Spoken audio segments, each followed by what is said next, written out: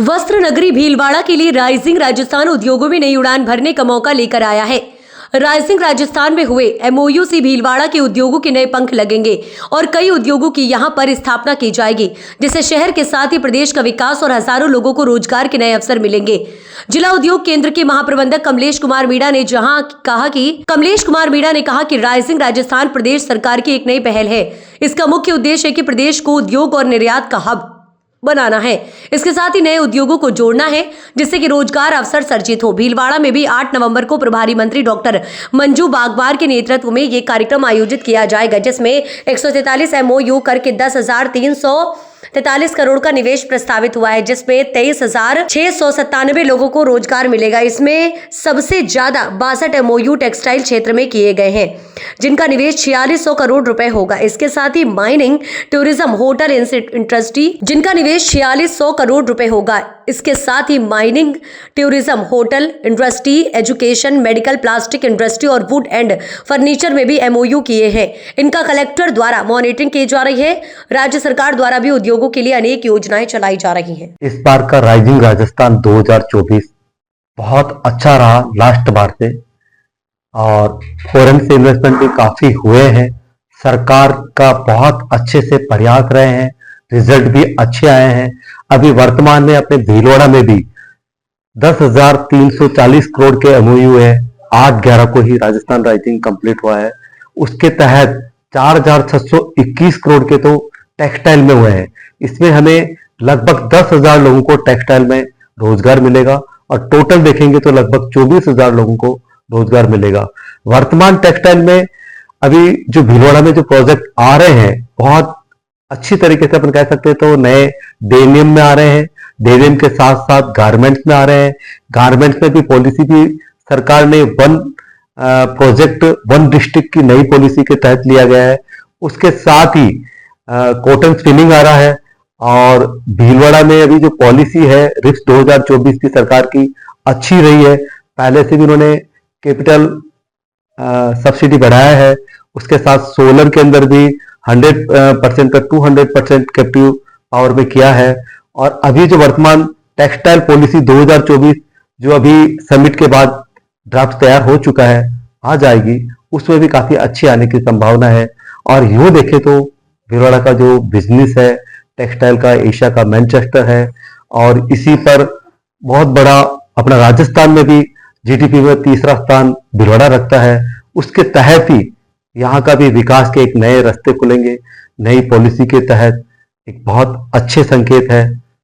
Rising Rajasthan सरकार की एक नई पहल है, और इस पहल का उद्देश्य है पूरे राजस्थान को औद्योगिक निवेश का हब बनाना, निर्यात का बनाना, और नए नए उद्योगों को यहाँ पे विकास की संभावनाओं के साथ में जोड़ना, और जिससे रोजगार के नए अवसर सृजित हो। इस संबंध में राइजिंग राजस्थान के कार्यक्रम प्रत्येक जिले में आयोजित किए जा रहे हैं। हमारे भीलवाड़ा का जो कार्यक्रम है 8 नवंबर को होटल ग्लोरियन में आयोजित किया गया। उस कार्यक्रम में माननीय प्रभारी मंत्री डॉक्टर मंजू बागवार, हमारे प्रभारी सचिव राजन विशाल सर, माननीय विधायकगण, माननीय जनप्रतिनिधिगण सबने भाग लिया, और हमारे जिले के उद्यमी, निवेशक, बैंकर, सीए सबकी सक्रिय भागीदारी इसमें रही। इस कार्यक्रम में हमने 143 एमओयू सूचीबद्ध किए गए, और इन 143 एमओयू में 10,340 करोड़ का निवेश प्रस्तावित हुआ है। साथ में ही 23,697 लोगों को रोजगार इसमें मिलेगा। और हमारी जो भीलवाड़ा नगरी है वो वस्त्र नगरी मैनचेस्टर के नाम से विख्यात है, और सबसे ज्यादा एमओयू जो संपन्न किए गए वो टेक्सटाइल सेक्टर के किए गए।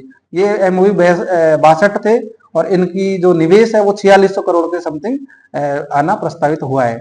साथ में mining sector, tourism, hotel industries, education, medical और प्लास्टिक इंडस्ट्री, वुडन फर्नीचर, इस संबंध में भी एमओयू संपन्न किए गए।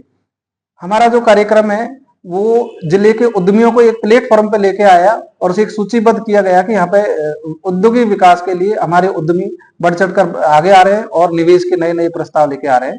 राज्य सरकार के द्वारा भी औद्योगिक विकास के लिए अनेकों योजनाएं चलाई जा रही है।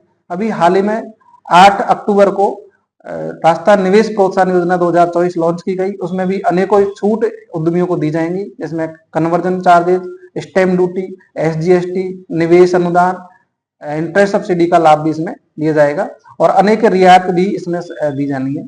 साथ में बजट अनाउंसमेंट में भी अनेकों पॉलिसीज घोषित की गई हैं, जिसमें टेक्सटाइल पॉलिसी हो गई, apparel policy, logistic policy, warehouse policy, MSME policy सहित अनेक योजनाएं लाई जा रही हैं जिन पर सरकार स्तर से कार्य चल रहा है।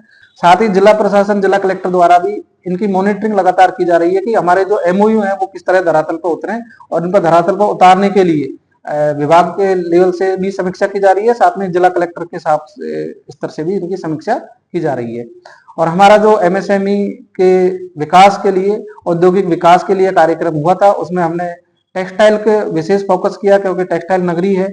इसके लिए हमने एक ओडीओपी यानी एक जिला एक उत्पाद में भी टेक्सटाइल प्रोजेक्ट को चयन किया है, उसके संबंध में प्रदर्शनी लगाई, एक फिल्म का डेमोन्स्ट्रेशन किया, और जिले के औद्योगिक विकास और संभावनाओं के संबंध में भी हमने एक फिल्म प्रदर्शित कर उद्यमियों को आकर्षक रूप से इसका प्रेजेंटेशन दिया। और उद्यमी इस निवेश को धरातल पर कैसे लाए, इसके संबंध में विभाग के लेवल से लगातार कार्य किया जा रहा है, और जिला प्रशासन में इनकी लगातार मॉनिटरिंग किया जा रहा है कि हमारे जो एमओयू हैं वो धरातल पर उतरे, उद्योग लगे, निवेश आए और लोगों को रोजगार मिले। इसी की अपार संभावनाएं जिले में है, और ये जरूर फलीभूत होंगे हमारे सब लोगों के प्रयास से।